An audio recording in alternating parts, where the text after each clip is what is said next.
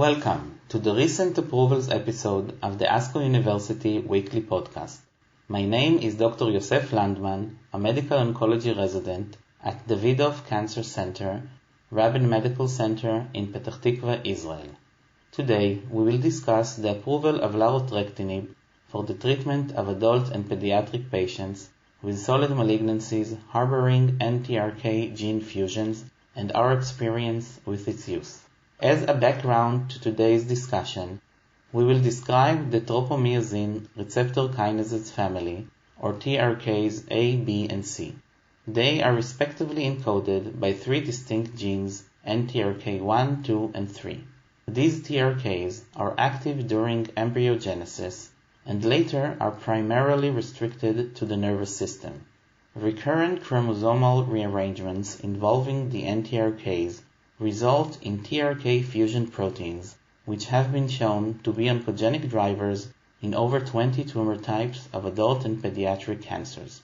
They are considered to be implicated in around 1% of all solid tumors and are nearly pathognomonic in certain rare cancers, including infantile fibrosarcoma, mammary analog secretory carcinoma, and secretory breast carcinoma.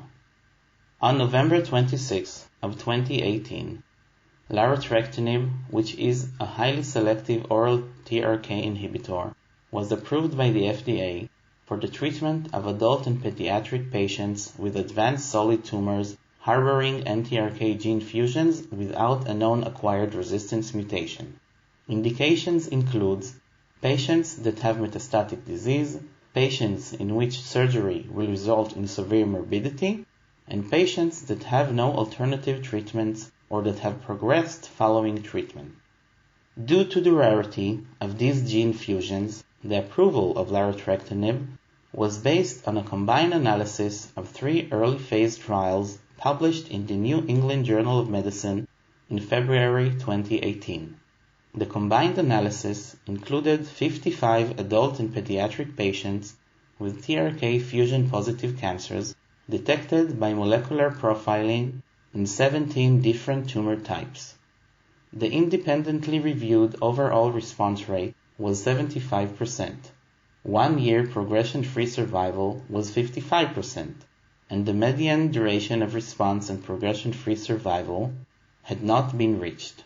At a median follow-up of 9.4 months, 86% of responders were either continuing treatment or had undergone surgery with curative intent. Adverse events included mainly fatigue, dizziness, GI symptoms, and elevated liver enzymes, and were predominantly of grade 1.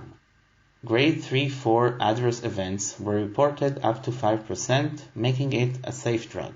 No patient discontinued Larotrectinib because of drug-related adverse events.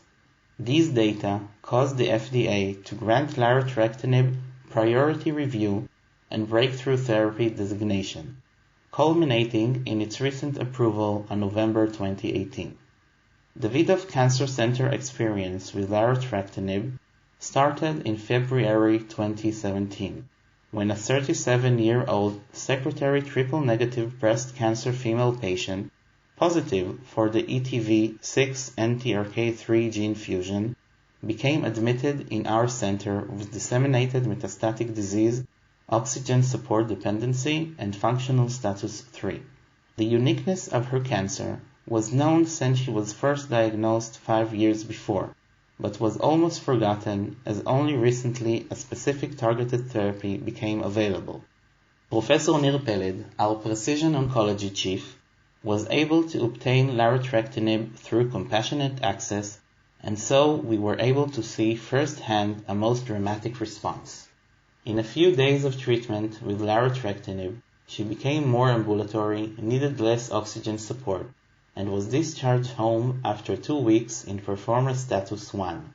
A month later, a PET-CT showed a partial response of 80% by RECIST criteria, and labs showed a drop of tumor markers from over 2,000 to normal.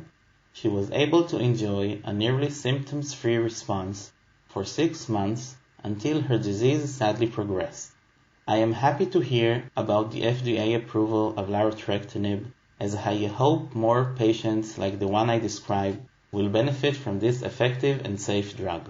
This is the second time the FDA approves a site-agnostic therapy for cancer, as it is indicated on the basis of a molecular biomarker rather than a tumor type. This marks another step in the paradigm shift we see in oncology toward precision oncology.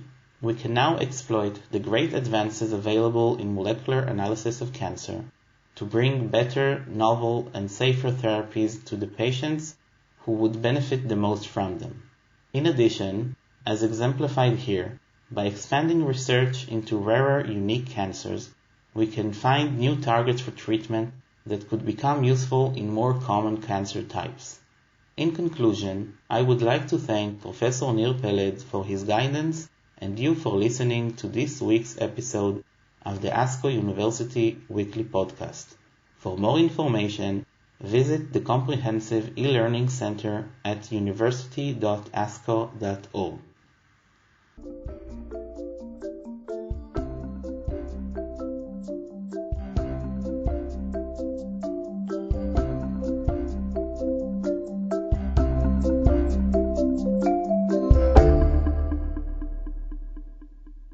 The purpose of this podcast is to educate and to inform. This is not a substitute for professional medical care and is not intended for use in the diagnosis or treatment of individual conditions. Guests on this podcast express their own opinions, experience, and conclusions. The mention of any product, service, organization, activity, or therapy should not be construed as an ASCO endorsement.